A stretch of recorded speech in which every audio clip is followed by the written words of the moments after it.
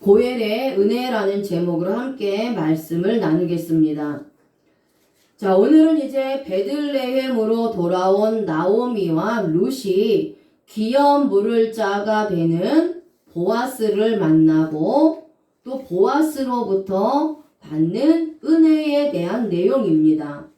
고엘인 보아스가 룻에게 기업 물을 자의 책임을 모두 이행하는 것을 통해서 우리는 예수 그리스도께서 하나님의 택한 백성들을 위해 친히 고엘이 되어 주신 것을 깨달을 수가 있습니다. 그래서 오늘 이 시간에는 고엘인 보아스를 통해서 예수 그리스도의 구속의 은혜를 구속사적인 관점으로 깨닫는 시간을 갖고자 합니다. 먼저 룻기서 1장 19절에서 20절 말씀을 같이 합독하겠습니다. 함께 읽겠습니다. 시작. 이에 그 두 사람이 베들레헴까지 갔더라. 베들레헴에 이를 때에 온 성읍이 그들로 말미암아 떠들며 이르기를 이가 나오미냐 하는지라. 나오미가 그들에게 이르되 나를 나오미라 부르지 말고 나를 마라라 부르라. 이는 전능자가 나를 심히 괴롭게 하셨음이니라. 아멘. 자, 나오미가 이제 베들레헴에 돌아오자 많은 사람들이 나오미가 돌아왔다고 말을 합니다. 그때 나오미는 자신의 이름을 나오미라 부르지 말고 마라라 부르라고 이렇게 말을 합니다. 자, 나오미는 왜 자신의 이름을 마라라 부르라고 했을까요? 자, 먼저 나오미라는 이름은 감미로운 자, 은혜로운 자, 사랑스러운 자, 나의 기쁨, 나의 기뻐하는 자를 의미합니다. 그리고 이 마라는 히브리어로 마라인데요. 이 단어는 마라르에서 유래했습니다. 쓴, 괴로움, 쓰라림을 의미합니다. 자, 나오미는 하나님 보시기에 은혜로운 자요, 사랑스러운 자로 하나님의 기쁨이었습니다. 그래서 베들레헴에서 그녀의 삶은 자신의 이름처럼 기쁨이 넘치는 삶을 살았습니다.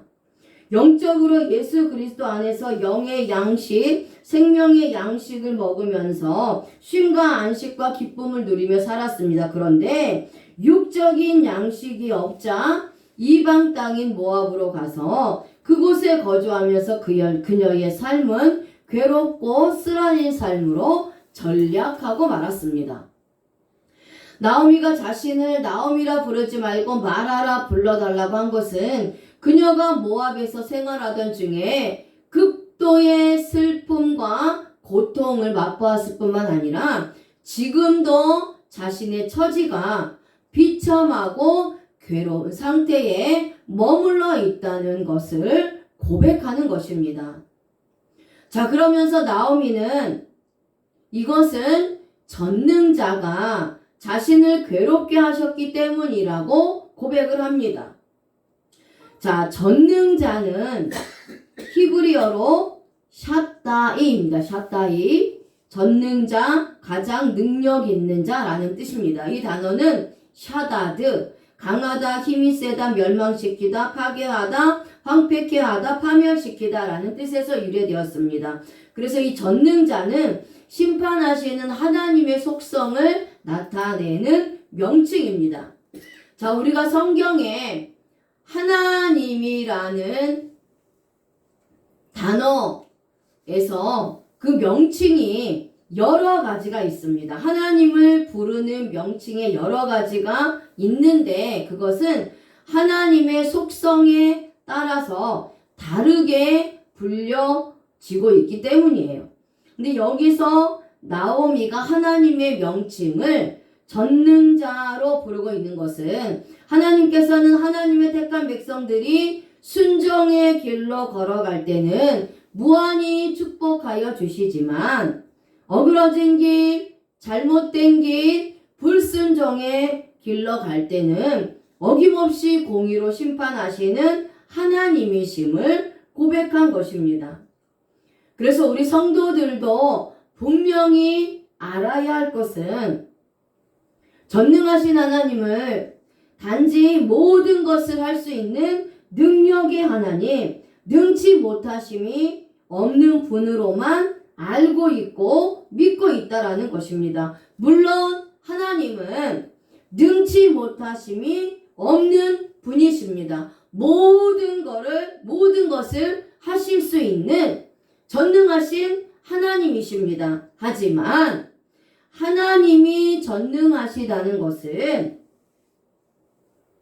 구원받은 성도들이 하나님을 사랑하고 예수님 안에 거하면서 순종하는 삶을 살아갈 때는 한없이 축복하시고 저와 여러분들의 삶을 책임져 주시지만 예수님을 떠나고 교회를 떠나고 불순종하는 삶을 살게 되면 우상을 섬기게 되면 우리의 삶에 나오미와 같은 쓰라리고 괴로운 삶을 살게도 하시는 분임을 우리가 또한 알아야 한다는 것입니다.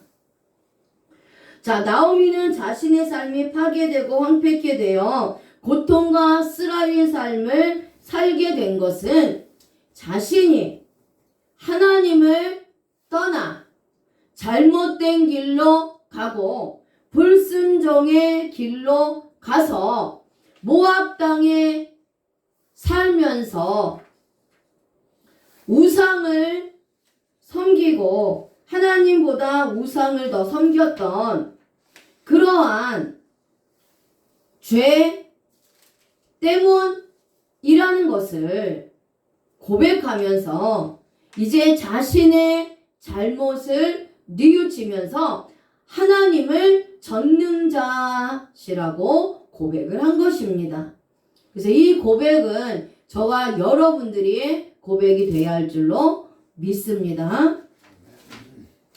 자, 괴롭게 하셨음이라 라는 단어는 마라르입니다. 아까 나오미가 자신의 이름을 나오미라 하지 말고 마라라 하라 라고 말을 했지요. 그래서 그 마라라는 단어의 어근이 마라르였습니다. 같은 괴롭게 하셨음이라와 같은 단어를 쓴다는 거죠.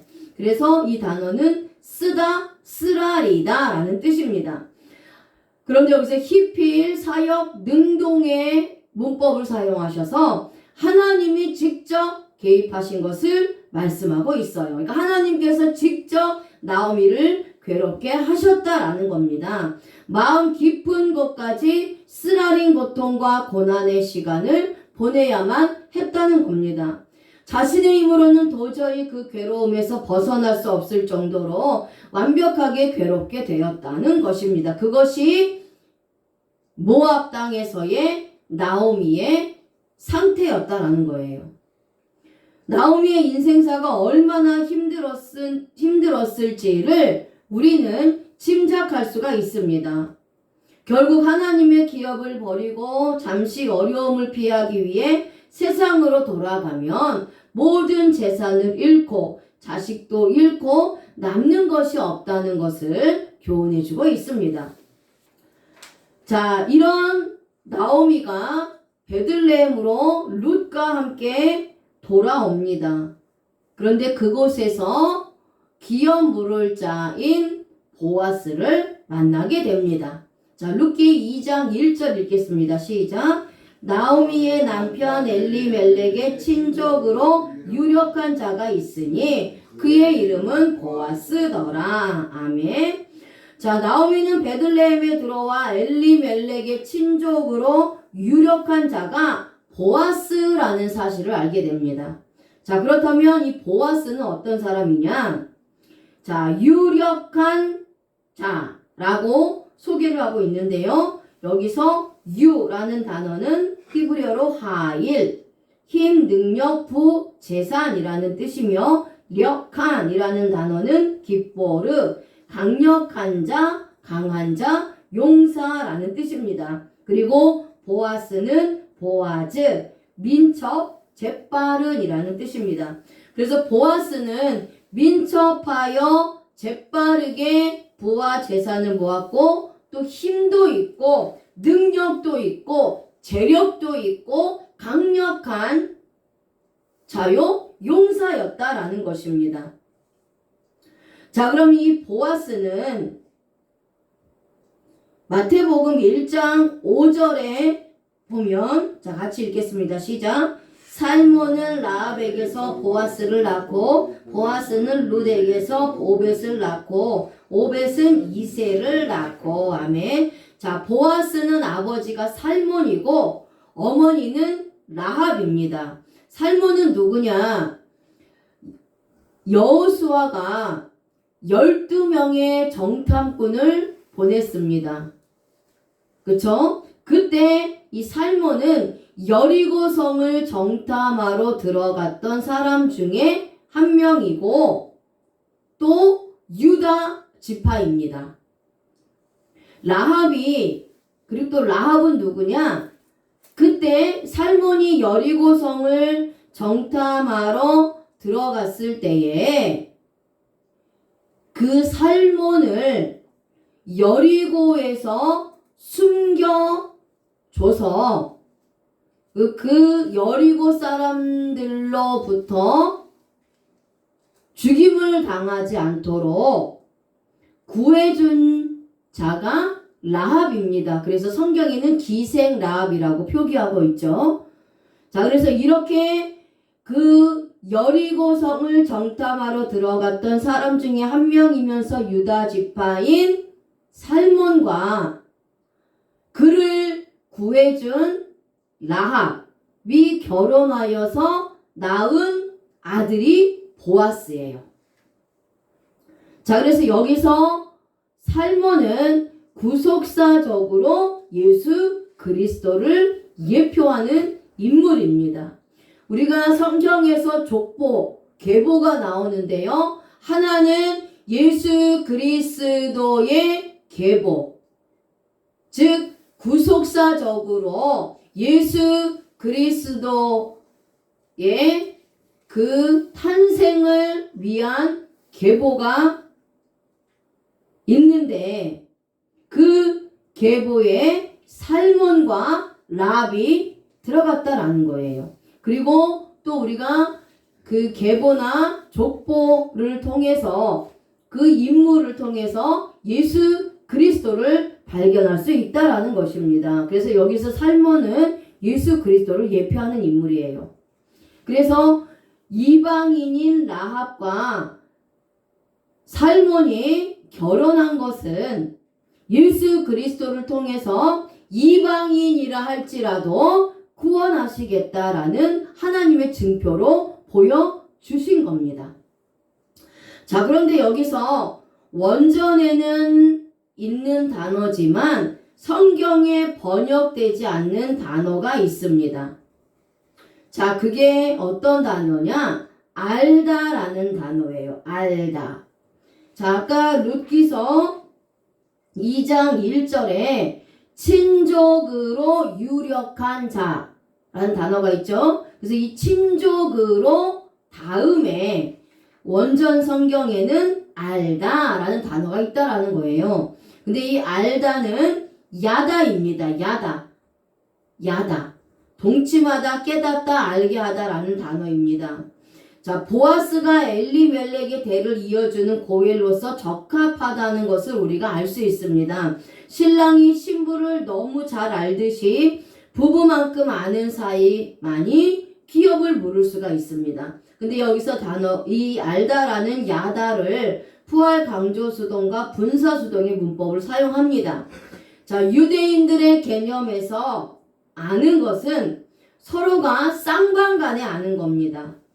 그러니까 나도 알고 너도 아는 게 안다라는 거예요. 근데 이거 아는 것은 그냥 단순히 뭐 그 사람에 대해서 들어서 알고 그 사람의 이름 정도만 아는 것이 아는 게 아니에요. 유대인들의 개념에서 아는 것은 마치 부부가 결혼하여 동침해서 같이 살면서 서로를 잘 알듯이 서로를 잘 아는 것, 깊이 아는 것, 이것이 아는 것입니다.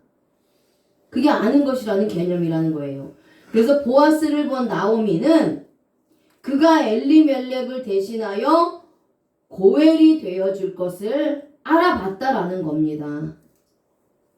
알아볼 수밖에 없게 되었다라는 거예요. 이미 나오미가 엘리멜렉하고 두 아들과 베들레헴에 살았을 때 보아스도 베들레헴에 살았어요. 그쵸?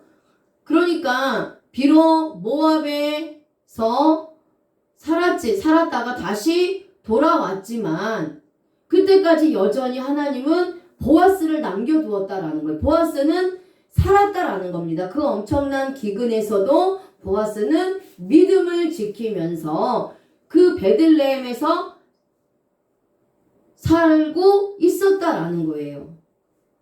그러니까 나오미는 모압에서 돌아와서 보아스를 보자마자 그 보아스가 엘리멜렉을 대신해서 고엘이 될 자라는 것을 한눈에 알아봤다라는 거예요. 자, 그래서 이제 그 나오미가 룻에게 이제 그 이삭을 주로 보내고 룻이 보아스의 밭에서 이삭을 줍습니다. 자, 룻기서 2장 8절 한번 읽어볼까요? 시작. 보아스가 룻에게 이르되 내 딸아 들으라. 이삭을 주우러 다른 밭으로 가지 말며 여기서 떠나지 말고 나의 소녀들과 함께 있으라. 아멘. 자, 룻과 나오미는 과부이며 가난하기 때문에 추수 때에 이삭을 주어 살 수가 있었습니다.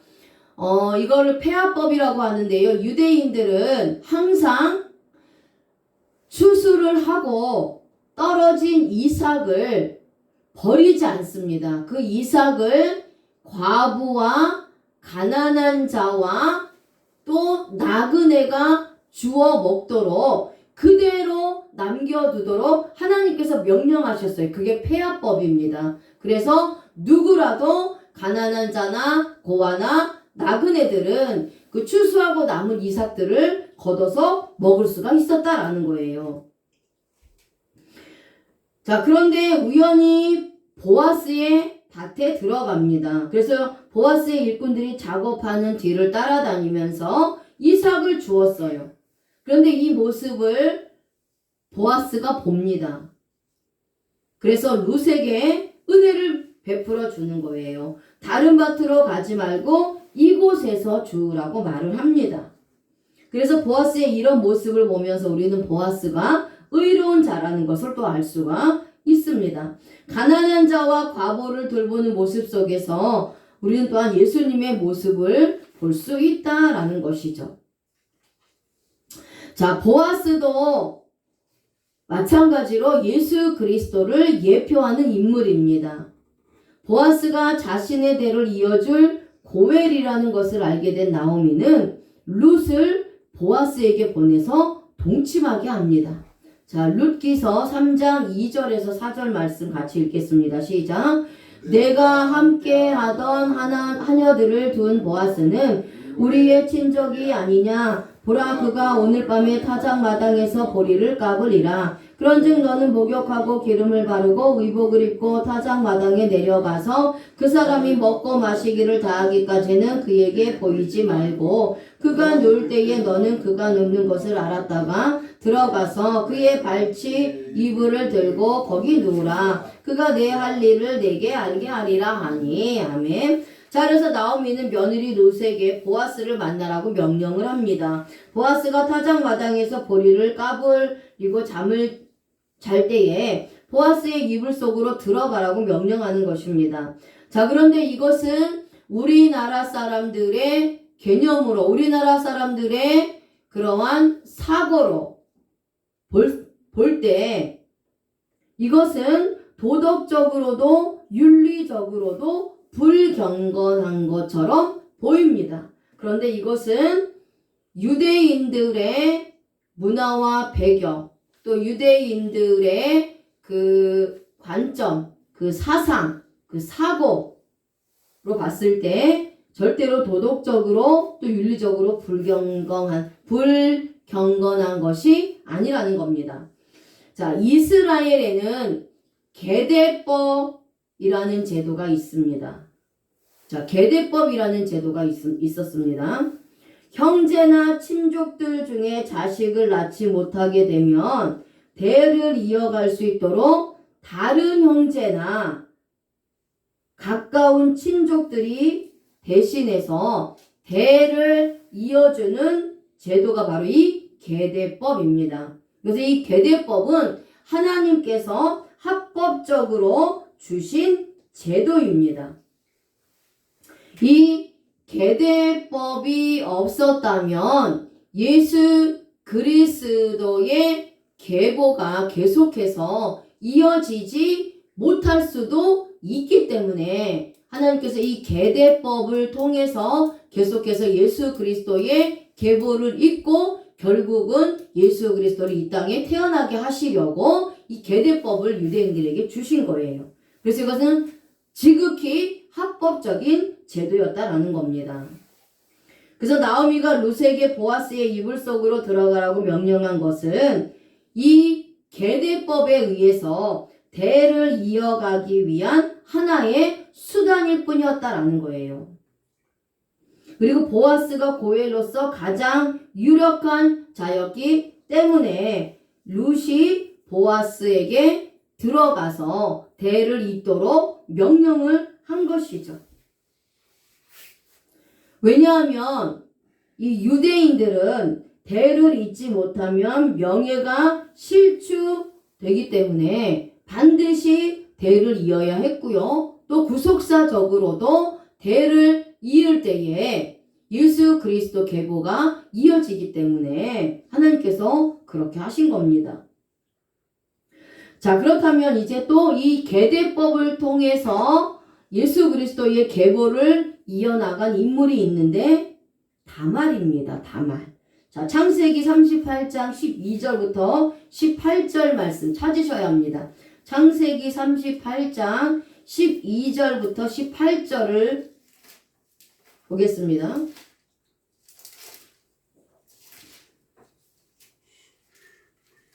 창세기 38장 12절에서 18절. 38장 12절에서 18절 말씀.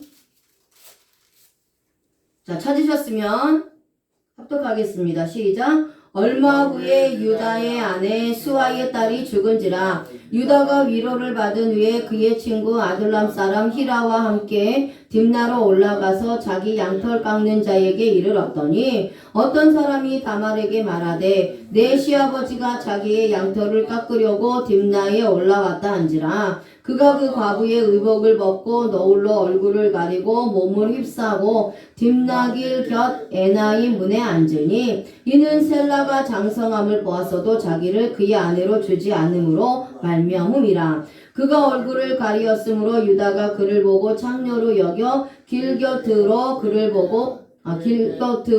그에게 나아가 이르되 청하건대 나로 내게 들어가게 하라 하니 그의 며느리인 줄 알지 못하였음이라. 그가 이르되 당신이 무엇을 주고 내게 들어오려느냐. 유다가 이르되 내가 내 떼에서 염소 새끼를 주리라. 그가 이르되 당신이 그것을 줄 때까지 담보물을 주겠느냐. 유다가 이르되 무슨 담보물을 내게 주랴. 그가 이르되 당신의 도장과 그 끈과 당신의 손에 있는 지팡이로 하라. 유다가 그것들을 그에게 주고 그에게로 들어갔더니 그가 유다로 말미암아 임신하였더라. 자, 여기서 다말도 우리가 이 다말이 창녀다 라고 해서 굉장히 부정한 여인으로 설명을 하고 또 그렇게 우리가 들어왔고 배워왔습니다. 그런데 여기서 다말에 대한 말씀을 하나님께서 기록하신 목적은 다말이 창녀이고 부정한 자라는 것을 말씀하기 위해서 기록한 것이 아닙니다. 이건 역시 이스라엘의 계대법에 충실하여서 예수 그리스도의 계보, 예수 그리스도의 족보, 예수 그리스도의 대를 이어나간 다말에 대해서 기록하시기 위해서 이 말씀을 기록하셨다라는 거예요. 유다가 아들이 3명이 있었습니다. 그래서 다말과 혼인을 하게 했어요. 그런데 큰아들이 하나님 앞에 범죄하여서 하나님이 큰아들을 죽입니다. 그러면 이스라엘 계대법에 의해서 둘째 아들이 이 다말과 동침하여서 대를 이어야 해요. 그런데 둘째 아들인 이 오난도 밖에 설정하여서 자기 형의 대를 잇지 않으려고 그렇게 밖에다 설정함으로 인하여서 계대법을 어깁니다. 하나님의 법을 어긴 겁니다. 이것은 단지 하나님의 법을 어긴 것뿐만 아니라 예수 그리스도께서 이 땅에 태어나도록 하시는 하나님의 그 의도, 하나님의 계획, 하나님의 일을 끊어버리려고 한 거예요. 그래서 성령예방죄와 같은 죄를 범한 게 오난입니다. 자, 그러면 이제 셋째 아들인 셀라를 유다가 다말에게 줘야 하는데 유다가 인간적인 생각이 들어간 거예요. 아, 이러다 우리 셀라까지 죽겠구나 해가지고 다말에게 셀라가 아직 어리니까 셀라가 장성하면 그때 너를 다시 부를 테니까 친정집에 가 있어라 해가지고 다말을 친정집으로 보냅니다. 그런데 이제 다말은 친정집에서 자기 시아버지인 유다가 자신을 부를 때까지 기다리고 있는데 자신을 부르지 않아요. 셀라가 장성할 때까지 자기 자신을 부르지가 않습니다. 그래서 다말은 이 계대법에 의해서 대를 이어나가는 것이 하나님의 뜻인 것을 알았고 또 영적으로도 이 유다의 자손에서 메시아가 날 것을 알았잖아요. 그쵸? 많은 선지자들이 유다의 자손, 다윗의 자손을 통해서 메시아가 나올 거라는 것을 예언했기 때문에 다말은 유다의 자손을 통해서 대를 이어가는 것이 하나님의 뜻이라는 것을 알았다라는 거예요. 그랬기 때문에 유다에게 이야기를 한다고 한들 이미 셀라를 주지 않기로 마음먹은 유다가 자신에게 셀라를 주지 않을 것이라 알았기 때문에 창녀로 변장을 해서 셀라를 주지 않으면 유다를 통해서라도 대를 이어야겠다고 해서 유다와 동침함으로 인하여서 대를 잇게 된 겁니다. 그래서 유다가 임신했다고 했을 때, 다말이 임신했다고 했을 때 유다가 다말을 불러와서 불에 태워 죽이라 이렇게 합니다. 유다는 몰랐던 거예요. 그런데 다말이 유다가 준 징표를 통해서 이 사람이 나와 함께 동침한 자다. 누군가 보십시오라고 하니까 유다가 자기 자신인 걸 알았고 그때 그 창녀가 다말이었구나. 다말이 결국은 계대법에 의해서 내 대를 잇기 위해서 또 구속사적으로 나를 통해서 메시아가 나올 것을 알고 그렇게 창녀로 변장해서 나와 동침해서 내 씨를 가졌구나 라는 것을 알았기 때문에 네가 나보다 더 옳도다 라고 해서 다말을 살려주었다라는 거예요. 당시에 창녀는 돌에 맞아 죽을 수밖에 없는 그러한 신분입니다.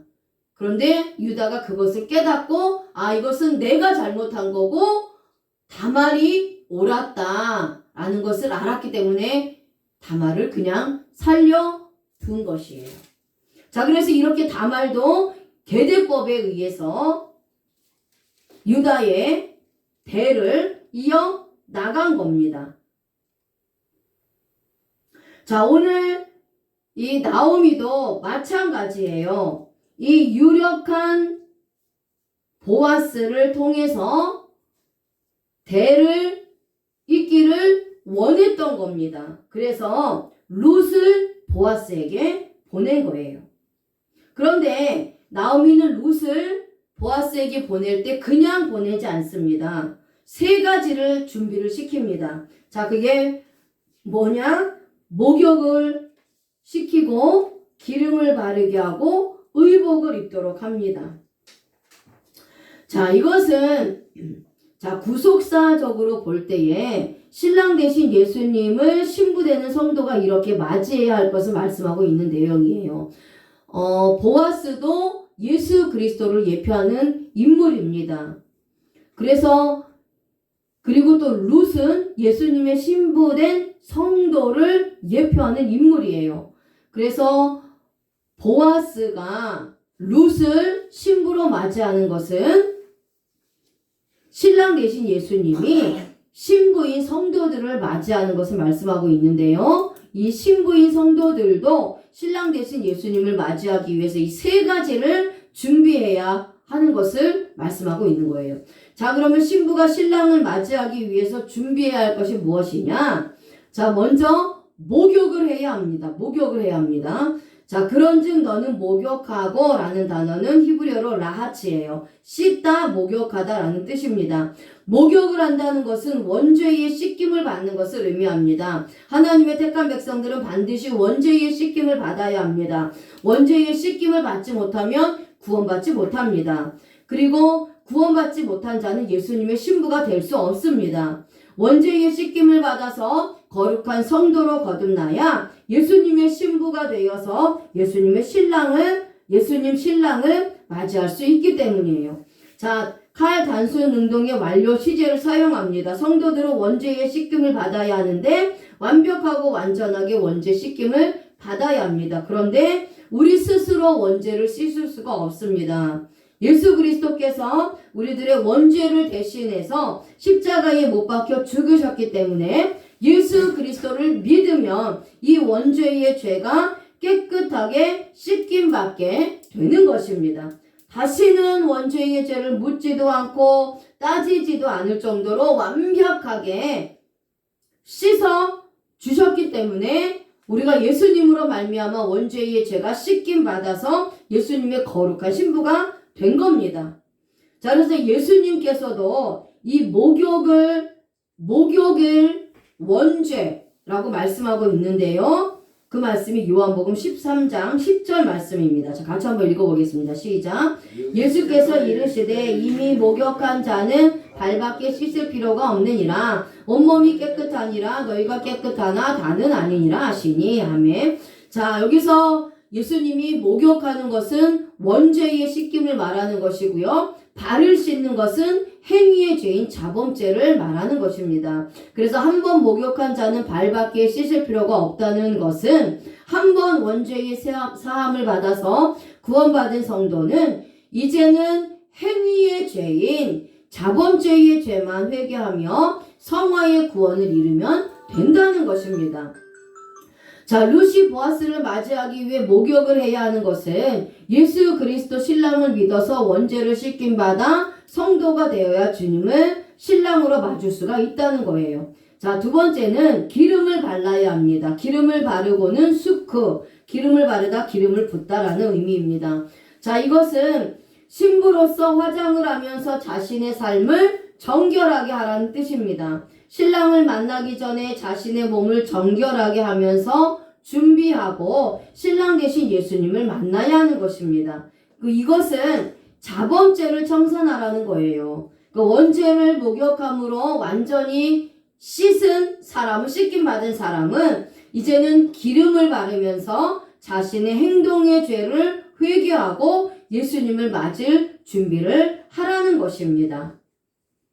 자, 세 번째는 의복을 입어야 합니다. 의복을 입는다는 것은 심을라, 의복, 외투, 싸는 것이라는 뜻입니다. 자, 여기서 의복은 예수 그리스도의 의의 옷을 의미하고 있어요. 구원받은 백성들은 반드시 예수님의 의의 옷을 입고 주님을 기다리면서 맞이해야 합니다. 자신의 행위의 옷을 입고 주님을 맞이한다면 심판을 받을 것입니다. 그래서 율법의 옷을 입고 주님을 맞이하면 심판을 받게 되는 것입니다. 오직 예수님의 십자가에서 고통 당하시고 피 흘리신 그 의의 옷을 입으면 수치를 당하지 않고 주님을 맞이할 수 있다라는 거예요. 이것이 신부가 해야 될 일입니다. 자, 나오미는 룻에게 준비시키고 보아스를 만나게 했습니다. 타작마당에서 보아스가 잠을 자고 있을 때에 룻이 살짝 들어가 누운 것입니다. 자, 룻기 3장 12절에서 13절 말씀, 자, 같이 읽겠습니다. 시작.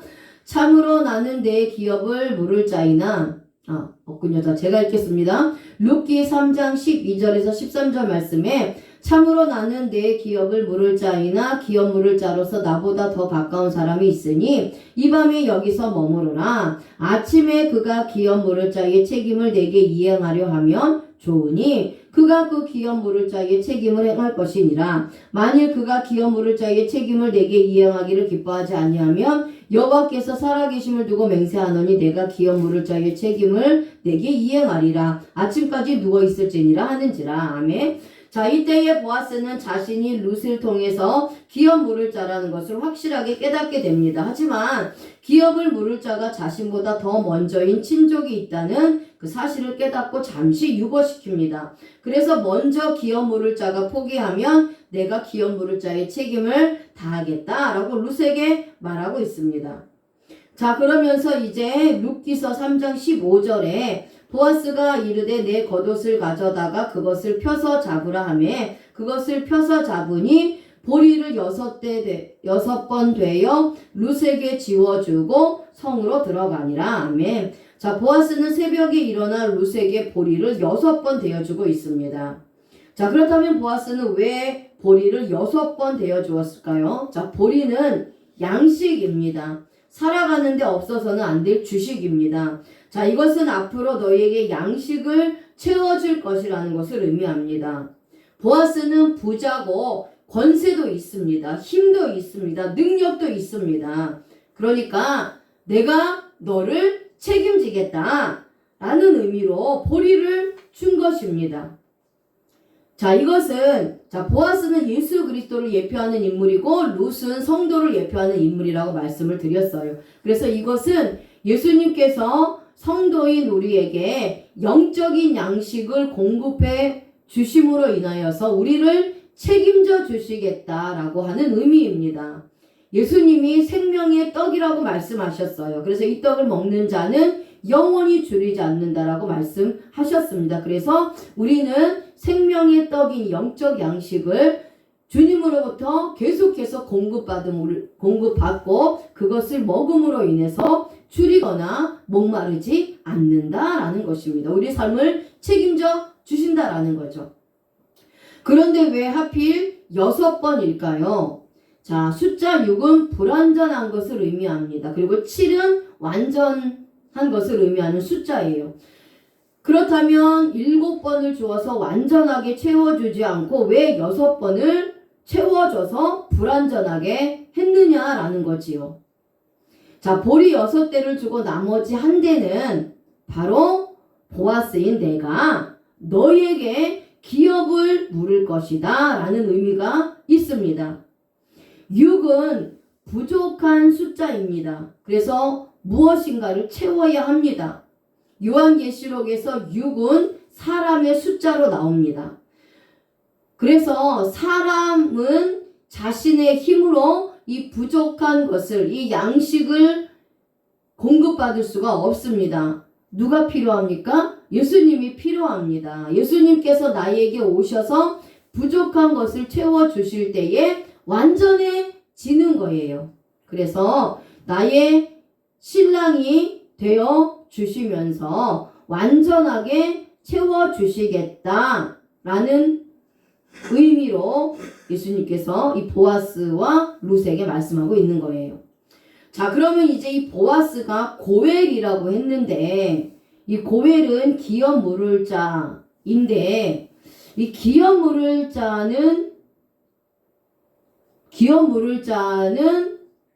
의무가 있어서 그 의무를 반드시 이행을 해야 되는데 그렇다면 고엘 제도는 무엇이고 또 기업 물을 자의 책임은 무엇인지 이제 말씀을 드리겠습니다. 자, 기업 물을 자는 가알이에요. 가알. 되사다, 속량하다, 구속하다, 근친의 역할을 행하다라는 뜻입니다. 자, 신명기 25장 6절 말씀 있나요? 예, 자, 같이 읽겠습니다. 시작. 그 여인이 낳은 첫 아들이 그 죽은 형제의 이름을 잊게 하여 그 이름이 이스라엘 중에서 끊어지지 않게 할 것이니라. 자, 9절이요. 그의 형제의 아내가 장로들 앞에서 그에게 나아가서 그의 발에서 신을 벗기고 그의 얼굴에 침을 뱉으며 이르기를 그의 형제의 집을 세우기를 즐겨 아니하는 자에게는 이같이 할 것이라 하고. 아멘. 자, 이 고엘은 크게 세 가지 의무가 있는데 첫 번째 의무는 종족을 보존하는 역할을 했습니다. 그러니까 결혼한 형제가 무자, 자식이 없는 채 사망한 경우에 이 종족 보존을 위해서 후손을 이어주어야 합니다. 그래서 반드시 고엘은 후손을 있게 해야 합니다. 이것을 하지 않으면 침뱉음을 받았습니다. 자, 그 다음에 이제 두 번째는 레위기서에 나옵니다. 자, 레위기 25장 25절 말씀 같이 읽겠습니다. 시작. 만일 내 형제가 가난하여 그의 기업 중에서 얼마를 팔았으면 그에게 가까운 기업 물을 자가 와서 그의 형제가 판 것을 물을 것이요. 아멘. 자, 친족이 가난하여서 땅을 만약에 팔았다면 가까운 고엘이 이 땅을 대신 사서 그 친족에게 돌려주어야 했습니다. 이 책임이 또한 고엘에게 있었다라는 거예요. 자, 세 번째는 레위기 25장 47절에서 48절에 나옵니다. 같이 읽겠습니다. 시작. 만일 너와 함께 있는 거류민이나 동거인은 부유하게 되고 그와 함께 있는 내 형제는 가난하게 되므로 그가 너와 함께 있는 거류민이나 동거인 또는 거류민의 가족의 후손에게 팔리면 그가 팔린 후에 그에게는 속량받을 권리가 있나니 그의 형제 중 하나가 그를 속량하거나. 아멘. 자, 그래서 또 하나는 가난한 친족이 노예로 팔렸을 경우에 고엘이 이 기업 물을 자가 대신해서 그 주인에게 돈을 주고 그 친족을 노예의 신분에서 해방시켜 줍니다. 이게 또 고엘의 역할이에요. 자, 그렇다면 그 이스라엘의 고엘 제도, 이 기업 물을 자는 구속사적으로 예수 그리스도의 구속의 계보를 잇기 위한 제도를 말씀하고 있는데요. 만약에 이 고엘 제도가 없다면 구속사를 이을 수가 없기 때문입니다. 중간에 대가 끊겨서 하나님의 구속사를 이어갈 수가 없기 때문에 그래서 하나님께서 이 고엘 제도 계대법을 주신 거죠. 그래서 반드시 고엘은 이 고엘의 의무를 이행을 해야 합니다. 그래서 오늘 고엘인 보아스를 통해서 기업 물을 자의 의무를 이행하게 하셨는데, 자, 이것은 예수 그리스도의 계보를 잇게 한 것을 말씀하고 있어요. 그러면 이 고엘의 의무 세 가지는 예수 그리스도께서 우리 하나님의 택한 백성들을 위해서 친히 고엘이 되어주시고 기업 물을 자가 되어주신 것을 말씀하고 있는데요. 그런 어떠한 연관성이 있는지. 자, 이제 보겠습니다. 고엘인 보아스는 예수 그리스도를 예표하고 있습니다. 자, 그래서 고엘의 첫 번째 역할은 종족 보존이에요. 그렇죠? 대를 이어주는 역할을 하는 것이 고엘입니다. 자, 고엘이신 예수 그리스도께서 하나님의 자녀들로의 구속의 대를 잇게 하셨다라는 거예요. 아담의 원죄로 인해 하나님과의 관계가 끊어진 하나님의 택한 백성들의 원죄를 위해서 십자가에서 죽으심으로 인해 하나님과의 관계를 회복시켜 주셔서 하나님의 자녀로서의 신분을 회복시켜 주셨습니다. 그래서 하나님의 자녀들로서 구속의 대를 잇게 하신 겁니다.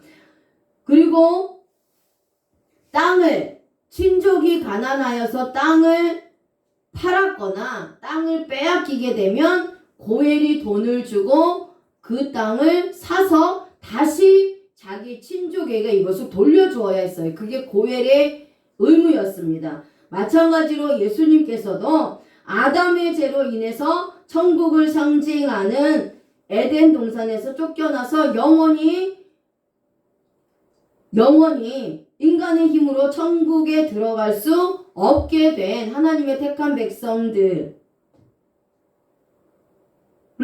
위해서 예수 그리스도를 십자가에 못 박혀 죽으시는 그 삭슬 가지고, 피의 값을 가지고 하나님 택한 백성들을 샀고, 그래서 그 영혼들을 구원하여 주셨기 때문에 죄로 인해서 빼앗겼던 천국을 결국 우리 성도들에게 되찾아 주었다라는 거예요.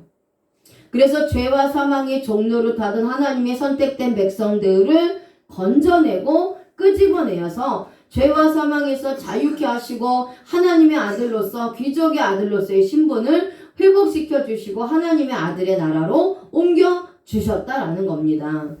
그리고 또 예수님은 우리에게 생명을 주신 분입니다. 이 세상에서 아무것도 없을 때에 십자가에서 달리심으로 우리에게 부요함을 주셨습니다. 예수님은 원래 부요하신 분인데 우리의 가난을 가져가시고 우리를 부요하게 하신 것입니다. 이렇게 예수님은 고엘로서의 의무와 책임을 다 이루셨다라는 거예요. 그래서 노예로 있었던 자신의 친족을 위해서 돈을 주고 노예에서 해방시켜 주셨던 것처럼 죄와 사망의 종로로 탔던 저와 여러분들을 예수님께서 피값으로 다시 사서 이제는 하나님의 아들의 나라로 옮겨 주셨다라는 겁니다. 하나님의 아들로서의 신분을 회복시켜 주셨다라는 거죠.